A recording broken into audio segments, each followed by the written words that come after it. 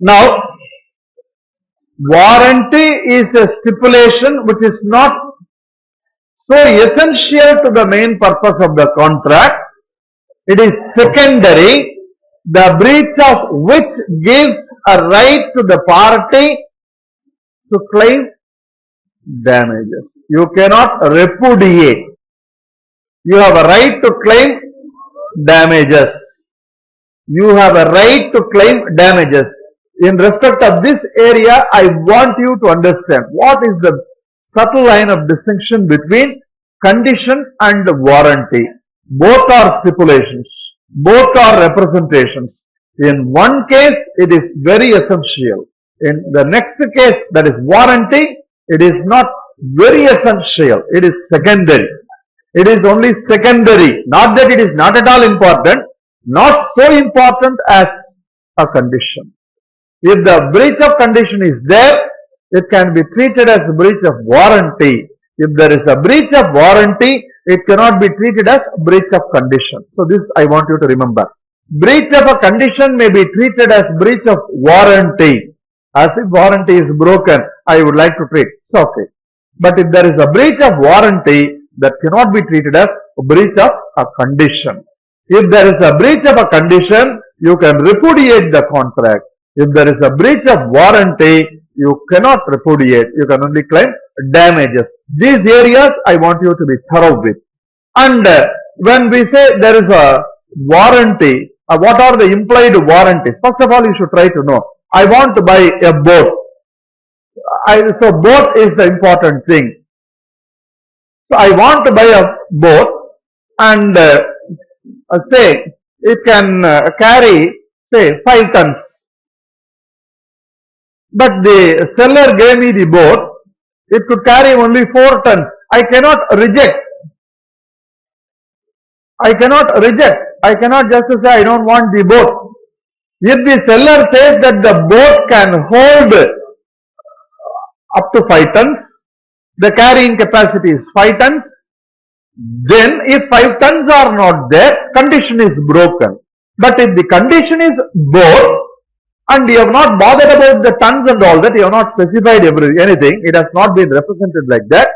Boat is important, not the weight. If weight is important, weight is the condition. If seeing a movie is important, then that is the condition. If seeing a movie in an air-conditioned theatre is important, movie is secondary, AC is more important. So, what is the condition? What is the warranty? You have to be very, very careful. No, it's very difficult to make a clear distinction between these two. But if you analyze the various areas carefully, probably it may be possible for you to make out a distinction between a condition and warranty. Implied warranties, in general, let me just say like this. If I buy a product and if the warranty is broken, I say that something is wrong with that. Now, implied warranty as to possession. Implied warranty as to possession.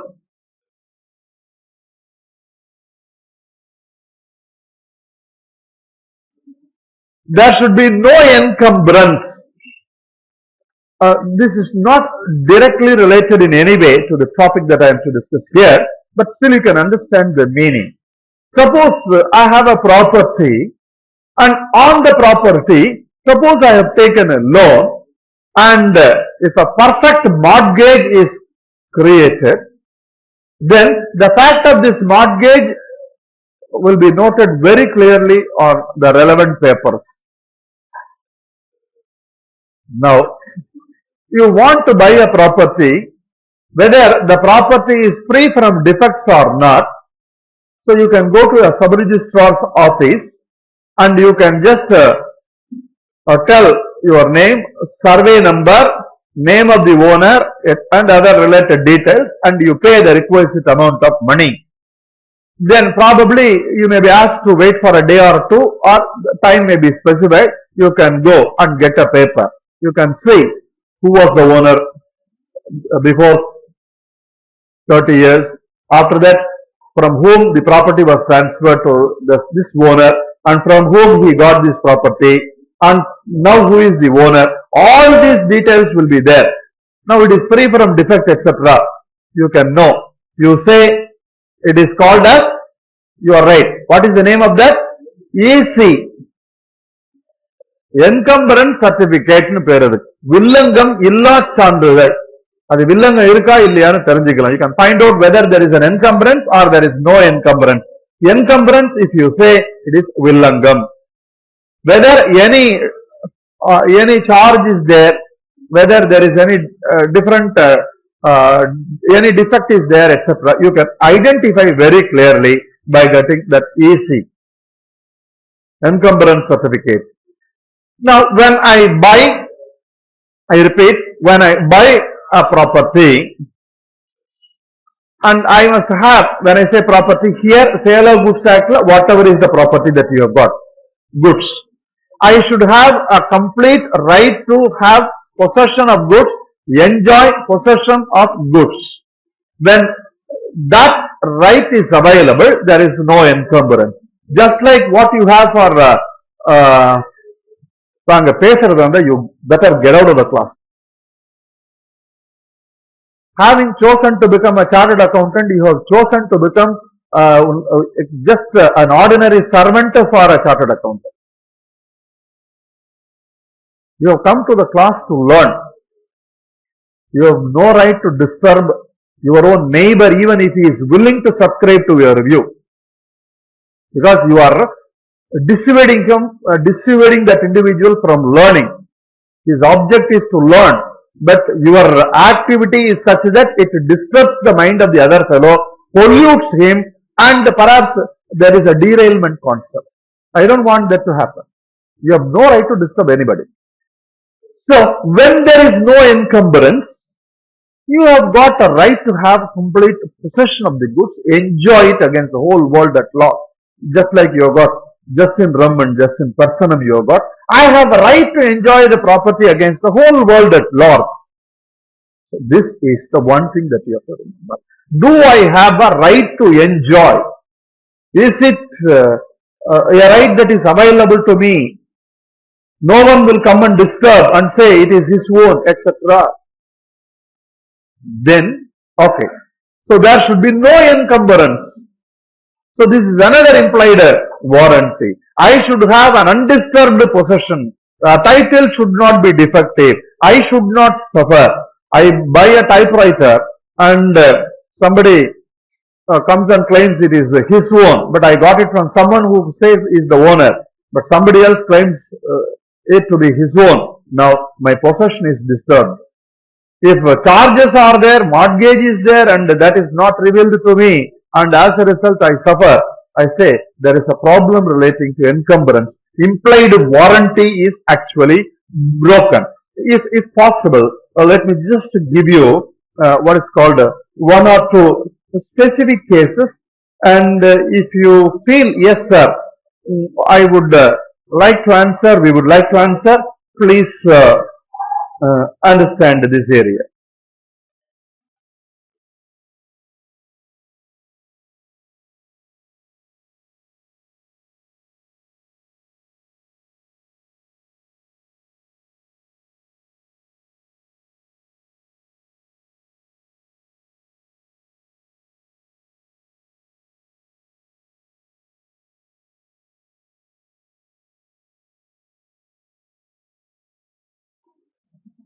Now, the one that somebody also asked in one of my classes, there is an implied warranty to disclose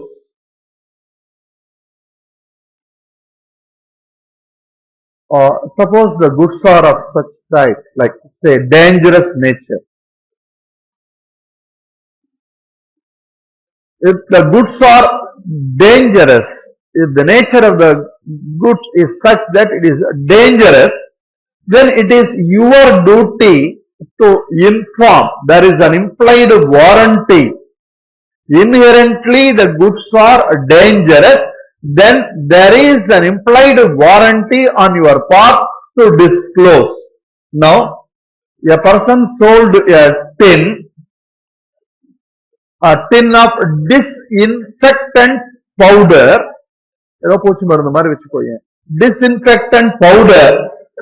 So, A sold it to C, powder, tin containing the powder, the tin containing the disinfectant powder, and A knew that it was likely to be dangerous to C if he opened the tin without special care.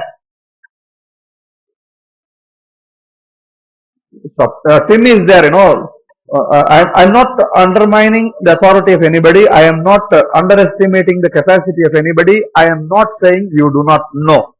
If you think like this, I am sorry. I am not responsible for your misunderstanding. Coca-Cola, drink, no problem. Somebody helps you.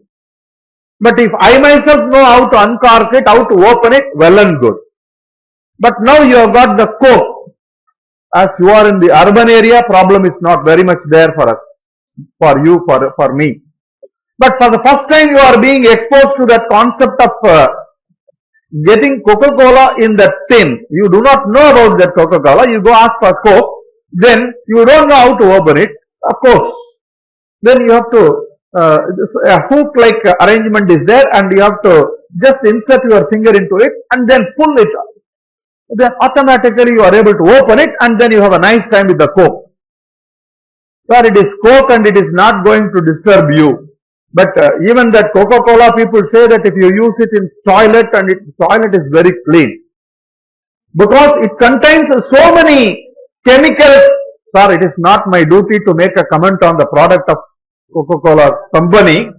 But people make a comment like this, and so I do not admit any liability in respect of my statement. It is a statement made in general, made in so many presses, so many newspapers throughout the world. I don't either agree or disagree. So let me be very clear about this first point. Now, sir, it is not the Coke bottle, it is the disinfectant powder. If I just open it like this, suppose I don't wear the spectacle, suppose normally I don't have a spectacle, suppose you assume like this, I open it, then the powder in the tin, assume it gets filled, it gets into my eyes, then it is not color blindness, it is total blindness. I should only try to thank the great Louis Braille. Sorry, I have a great regard for the madam, but why should I become blind because of the powder? Tell very clearly, it is a disinfectant powder, you have to open it carefully, tell.